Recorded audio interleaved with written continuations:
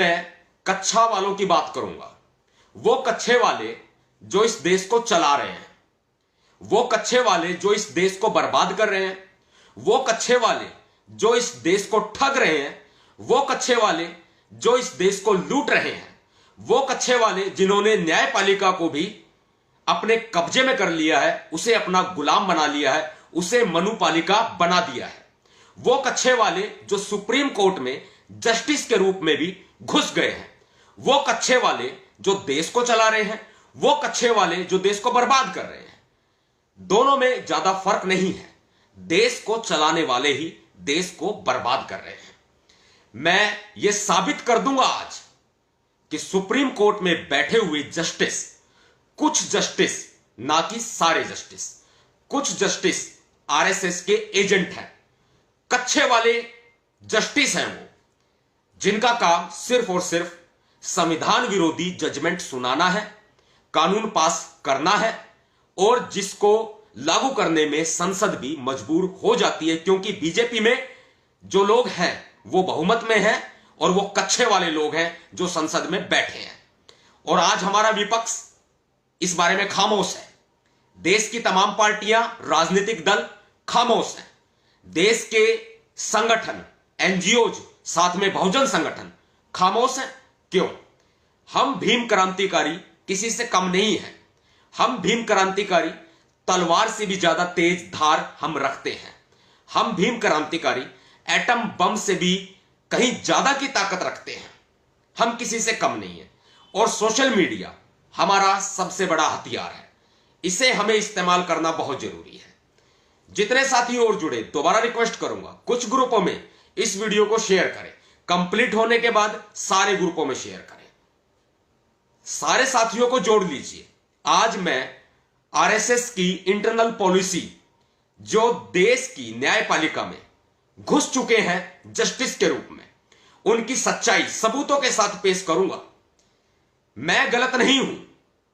लोग मुझे बाद में, ये सरकार, ये पुलिस जेल में ठोक करके ये कहेगी कि इसने सेडिशन किया है, देशद्रोह किया है, 124A का आरोप हमारे ऊपर लगाया जाएगा, हमारे ऊपर यूएपीए का आरोप लगाया जाएगा, हमारे ऊपर तमाम देशद्रोही धाराएं लगाई जा सकती हैं। क्योंकि मैं लगातार सुप्रीम कोर्ट के इन तुगलकी फरमानों पर आवाज उठा रहा हूं। सुप्रीम कोर्ट के ऐसे आदेशों को तुगलकी फरमान बता रहा हूं, क्योंकि यह सरकार लगातार दबाने का काम कर रही है। और किसको? माइनॉरिटी को, दलितों को, एससी, एसटी, ओबीसी, आदिवासियों को बीजेपी की सरकार दबाने का काम कर रही है।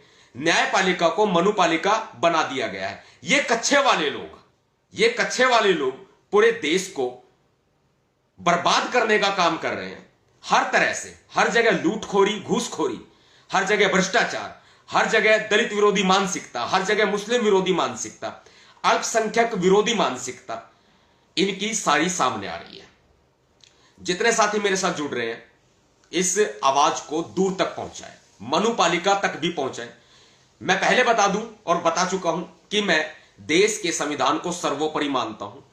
लोकतंत्र के 3 मुख्य स्तंभ हैं। एक विधानपालिका, जिसे व्यवस्थापिका भी कहा जाता है, दूसरा कार्यपालिका और तीसरा न्यायपालिका। व्यवस्थापिका कानून बनाने का काम करती है और कार्यपालिका उसे लागू करने का काम करती है। लाइक टू राष्ट्रपति, जिसको लागू करता है, हस्ताक्षर करता है, एडमिनिस्ट्रेशन हमारा। न्यायपालिका जो तीसरा स्तंभ है, वो उन्हीं कानूनों के अनुसार न्याय देने का काम कर रहा है। लेकिन इन कानूनों में न्यायपालिका का इनडायरेक्टली हस्तक्षेप, सरकार का हस्तक्षेप, वो दिखाई दे रहा है कि सरकार को कोई गलत ना कहे। और भारत के संविधान में यह प्रावधान है कि सुप्रीम कोर्ट कोई भी जजमेंट अगर देता है, अब वो जजमेंट इंपॉर्टेंट होती है, तो स्वतः ही सुप्रीम कोर्ट के द्वारा दी गई जजमेंट वो कानून बन जाती है। ऐसे में जो एससी एसटी एक्ट में अभी फरमान आया, फैसला आया कि घर में घुस के जो गाली देगा, घर में घुस के जो अपराध करेगा, घर में घुस के जाति सूचक शब्द बोलेगा, कोई अन्य अपराध करेगा, मारपीट करेगा, बलात्कार करेगा, वो अपराध फिर एससी एसटी एक्ट में अपराध नहीं होगा। ऐसा सुप्रीम कोर्ट का आदेश अभी 5 नवंबर को आया। मैं लगातार इस पर सवाल उठा रहा हूं। लगातार मैं डिमांड कर रहा हूं कि मोदी जी 9वीं अनुसूची में एससी एसटी एक्ट को डालें।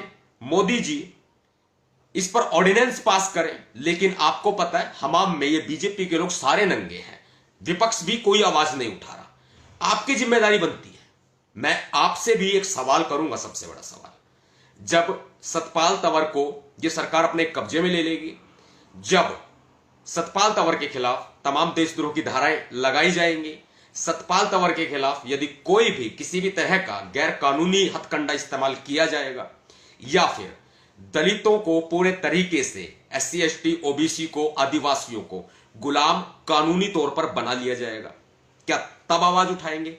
क्या तब आपको बाबा साहब अंबेडकर जी की कुर्बानी याद आएगी? क्या उनके बच्चों की कुर्बानी तब आपको याद आएगी? क्या तब आपको मान्यवर साहब काशीराम जी की कुर्बानी, जो उन्होंने अपना परिवार तक छोड़ दिया और वो अपने पिताजी के अंतिम संस्कार तक में भी नहीं गए, कुछ किलोमीटर की दूरी पर होने के बावजूद भी, क्या वो तब आपको याद आएगा? जिस शिक्षा को हमारे तक पहुंचाने के लिए माता सावित्रीबाई फूले ने, माता ज्योतिबाराव फूले जी ने इतना बड़ा संघर्ष किया, लोगों की उद्वेलनाएं झेली, अवमाननाएं झेली, क्या तब आप आवाज उठाएंगे? इस आवाज, ये मैं कहूंगा आप सड़कों पर तुरंत उतर आए, ठीक नहीं होगा। मैं कहूंगा आप अन्य कोई गलत काम कर ले, ठीक नहीं होगा। हां, अपनी सुरक्षा के लिए आप हथियार रखें, इसके लिए देश का कानून हमें प्राथमिकता देता है, देश का संविधान हमें इजाजत देता है, यह एक अलग फैक्ट हो जाता है। लेकिन SC ST एक्ट में जो सुप्रीम कोर्ट का जो तुगलकी फरमान आया, इसके लिए हमें आवाज उठानी पड़ेगी। आवाज उठाने के लिए आप इस वीडियो को कुछ ग्रुपों में शेयर भी कर सकते हैं। जितने साथी मुझे देख रहे हैं अभी फिलहाल, मैं सबसे यह रिक्वेस्ट करूंगा, शर्म मत कीजिए, संगठनों में मत बटिए, पार्टियों में मत बटिए, आप आवाज उठाएं। यह हमारे हक की आवाज है, हमारे अधिकार की आवाज है। नहीं तो वो दिन दूर नहीं है जब आज भी घरों में घुस के मारा जा रहा है, फिर खुलेआम मारा जाएगा और अदालत कहेगी सुप्रीम कोर्ट का आदेश है, हम कुछ नहीं कर सकते।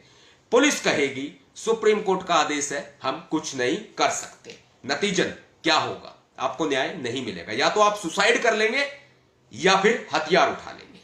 इसका रिजल्ट ये दो ही निकलेगा, सुसाइड या हथियार। इसके अलावा कोई रिजल्ट इसका नहीं निकलेगा। सुप्रीम कोर्ट में कैसे जातिवादी कच्छे वाले जजों का कब्जा हो चुका है, कैसे कच्छे वाले जज कानूनों को बदलने का काम कर रहे हैं, संविधान को बदलने का काम कर रहे हैं, संविधान के तमाम प्रावधानों में चेंजेस कर रहे हैं। कोई रूल पास नहीं। मिलॉर्ड भी इस वीडियो को सुने। I am sorry for this. Milord नहीं, स्वयंभू भगवान, स्वयंभू भगवान, जिन्होंने संविधान में कॉलेजियम व्यवस्था का कोई जिक्र ना होने के बावजूद भी अपने आप को मिलॉर्ड बना लिया और स्वयंभू भगवान बना लिया। वे लोग भी, वे जजेस भी, जो जज के नाम पर कलंक है, RSS के कच्चे वाले जज हैं, वो भी इस वीडियो को सुनेंगे। 2018 में जो SC ST एक्ट का फैसला आया, सबको पता है। मैं सबसे पहले गुरु घर की बात करूंगा, अपने गुरु घर की बात, जो आपका भी गुरु घर है, यानी कि संत शिरोमणि गुरु रविदास जी का मंदिर दिल्ली तुगलकाबाद। याद है आपको? क्या आप भूल गए? दिल्ली तुगलकाबाद का मंदिर तोड़ा गया तो किसके आदेश पर तोड़ा गया? सुप्रीम कोर्ट के आदेश पर तोड़ा गया।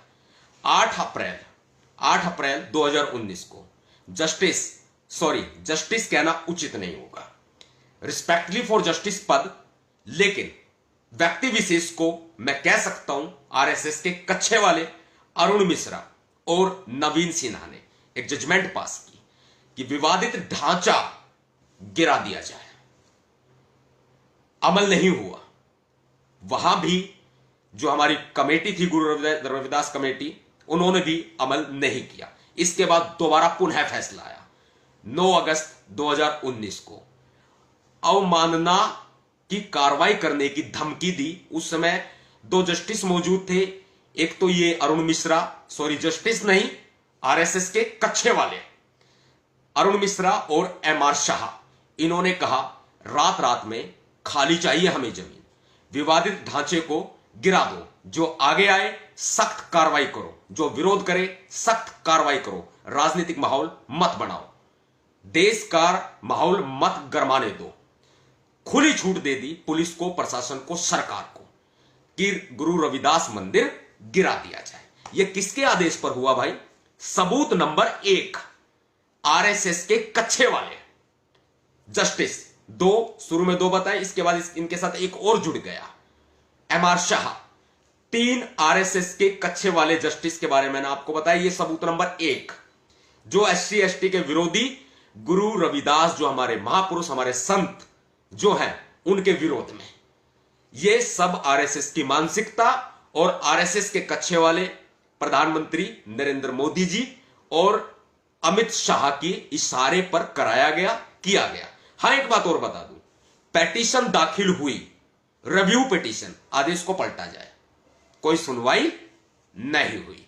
कितना समय बीत चुका है, सुनवाई हुई नहीं हुई।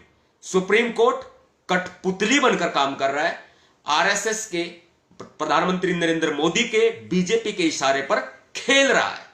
कच्चे वाले जस्टिस बैठे हैं, खुद चीफ जस्टिस को कच्चे वाले को लगाया जा रहा है, क्योंकि अपनी वकालत से पहले या वकालत के समय पे आरएसएस के एजेंट हुआ करते थे, उनके प्रचारक हुआ करते थे। ये वो लोग हैं जो जगह जगह फैले हुए थे और फिर सबको इकट्ठे करके सुप्रीम कोर्ट में धड़ाके से भर्ती कर दिया।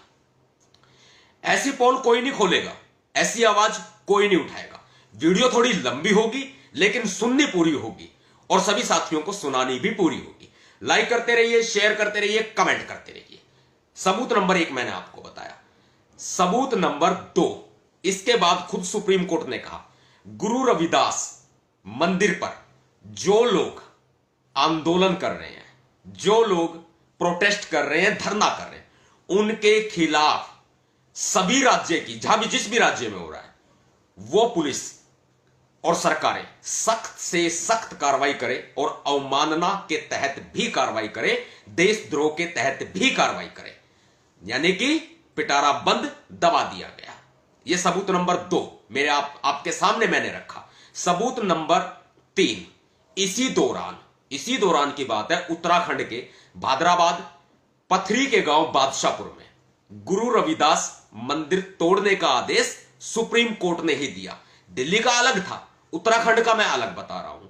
उत्तराखंड के भादराबाद पथरी के गांव बादशाहपुर में गुरु रविदास मंदिर को तोड़ने का आदेश सुप्रीम कोर्ट के द्वारा दिया गया। उस जजमेंट में भी आरएसएस के कच्चे वाले जज जो हैं वो शामिल रहे। वीडियो को शेयर करते रहिए, लाइक करते रहिए, कमेंट करते रहिए। बार बार मैं नहीं बोलूंगा, कुछ ग्रुपों में लगातार शेयर करते रहिए। इसका रिजल्ट क्या होगा, परिणाम क्या होगा, वो भी मैं आपको बताऊंगा। सबूत नंबर 4, आरएसएस के कच्चे वाले जजों के नियुक्ति और पदोन्नति में आरक्षण को समाप्त किया गया। 7 फरवरी 2020 को, यानी कि इसी साल, पदोन्नति में और नियुक्ति में आरक्षण को समाप्त करने की जजमेंट इन जजों ने सुनाई, जिसमें शामिल रहा एल नागेश्वर राव और जस्टिस हेमंत गुप्ता। आरएसएस के कच्चे वाले जस्टिस हेमंत गुप्ता और एल नागेश्वर राव, जिन्होंने फिलहाल SC ST एक्ट के खिलाफ अपना फरमान सुनाया है। यही दो जज, यही आरएसएस के कच्चे वाले, ये अपनी वकालत की प्रैक्टिस के दौरान आरएसएस के प्रचारक थे। इसके बाद इन्होंने जस्टिस व्यवस्था जो है वो ज्वाइन की और लगातार प्रमोट होते गए और सुप्रीम कोर्ट में भर्ती हो गए। रंजन गोगोई ने शपथ दिलाई थी with president of India, Bharat के राष्ट्रपति के साथ। Ranjan Gogoi chief justice of India जो थे उस समय, और अभी 8 महीने पहले उनको राज्यसभा का कार्यभार दिया गया है, उनको सांसद बनाया गया है, ये इनाम दिया गया है। ये उस वक्त आरएसएस के एजेंट हुआ करते थे, आज एजेंट है, उस वक्त में ये प्योर कच्चे वाले प्रचारक हुआ करते थे। ये वो जस्टिस है जो आज संविधान को तोड़ने मरोड़ने फाड़ने का काम कर रहे हैं। देशद्रोह तो इनके ऊपर लगना चाहिए। डायरेक्ट संविधान फाड़ने पर जब केस बनता है, जब ये अपराध है, बड़ा अपराध है, देशद्रोह में अपराध है, तो ये तो इनडायरेक्टली तौर पर संविधान के टुकड़े टुकड़े करने का काम कर रहे हैं, संविधान के का कत्ल करने का काम कर रहे हैं, संविधान का मर्डर करने का काम कर रहे हैं ये जस्टिस। ऐसे में इनके खिलाफ देशद्रोह का मामला बनता है, प्योरली बनता है। मैं डिमांड करता हूं सोशल मीडिया के माध्यम से, इस वीडियो के माध्यम से, साथियों को जोड़ना आपकी प्राथमिकता है, बोलना मेरी प्राथमिकता है, आवाज उठाना मेरी प्राथमिकता है, इसके बाद आपकी भी प्राथमिकता है।